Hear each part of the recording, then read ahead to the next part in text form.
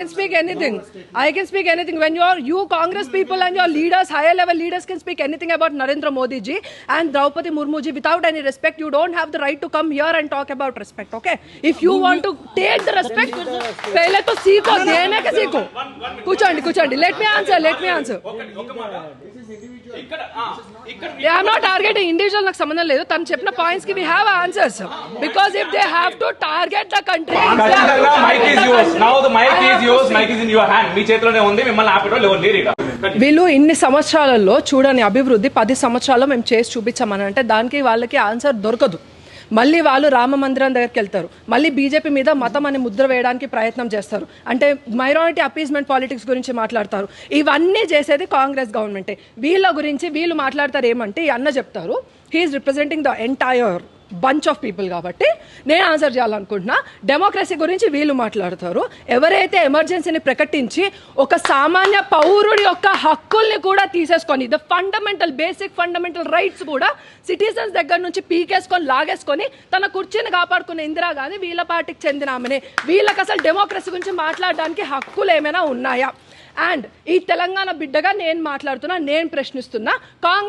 కాంగ్రెస్ వాళ్ళు ఇచ్చారు కాబట్టి వీళ్ళు ఇక్కడ ఏమంటారు అధికారంలోకి వచ్చారని 1969లో 369 మందిని కాల్చి చంపింది కాంగ్రెస్ వాళ్ళు. తెలంగాణ రాష్ట్రం అడిగినందుకు చంపి పడేశారు కాంగ్రెస్ హయాంలో.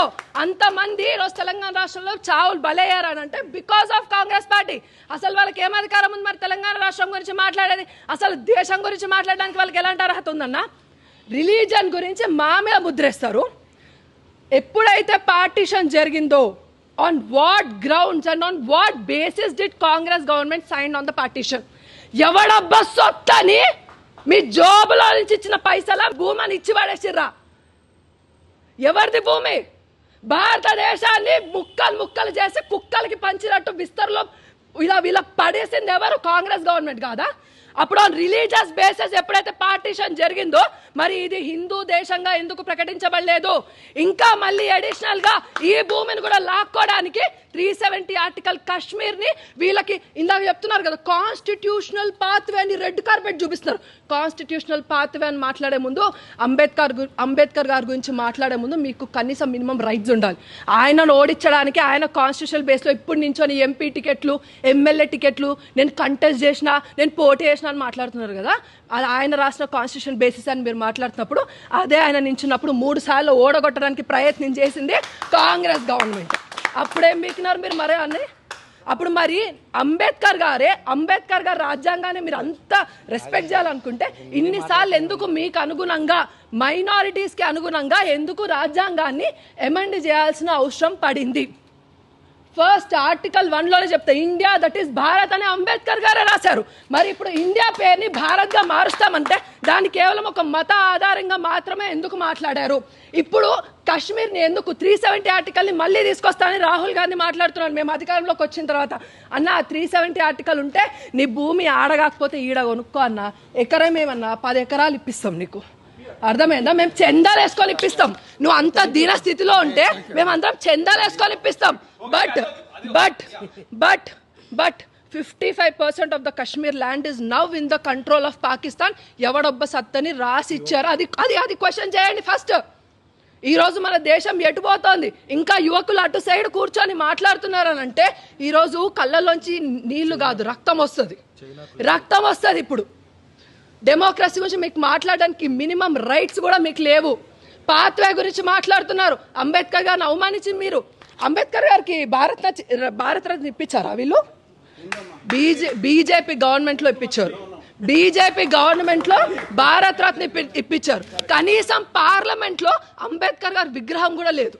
ఆయన కనీసం పూలేసిన దాఖలాలు కూడా మీ బతుకులు కాదు. బీజేపీ గవర్నమెంట్లో అంబేద్కర్ గారిని మర్యాద పూర్వకంగా చూసాం. ఈరోజు ఒక 370 ఆర్టికల్, యూసీసీ, ఎన్ఆర్సీ, సిసిఏ ఇవన్నీ కాదు. ఈరోజు దేశము 70 సంవత్సరాలు అడుక్కు తినే స్టేజ్లోనే ఉండింది. 70 సంవత్సరాలు, 10 సంవత్సరాలు మాత్రమే అభివృద్ధి కాలాన్ని భారతదేశం చూసింది. ఇది భారతీయ జనతా పార్టీ యొక్క గొప్పతనమే, ఇది నరేంద్ర మోదీ గారి యొక్క గొప్పతనమే, ఇది సంఘటిత శక్తి యొక్క గొప్పతనం మాత్రమే. అది మేమందరం మా అందరికీ గుర్తుంది. మా అందరికీ తెలుసు. శాంతి మంత్రాలు వీళ్ళు మనకు బోధించాల్సిన అవసరం లేదన్నా. మాకు శాంతిగా ఎప్పుడు ఉండాలో తెలుసు.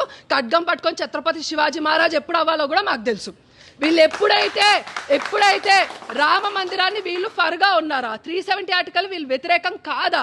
రామ మందిరానికి ఫర్గా అంటే వీళ్ళ నాయకులందరికీ ఏం రోగం పుట్టింది? రామ మందిరానికి రావడానికి ప్రతిష్టాపన రోజు ఎట్ ద సేమ్ టైం కోర్టులో అసలు రాముడు అనేవాడే కల్పితం అనడానికి అడ్వకేట్స్ ని వ్యతిరేకంగా పెట్టింది కాంగ్రెస్ వాళ్ళు.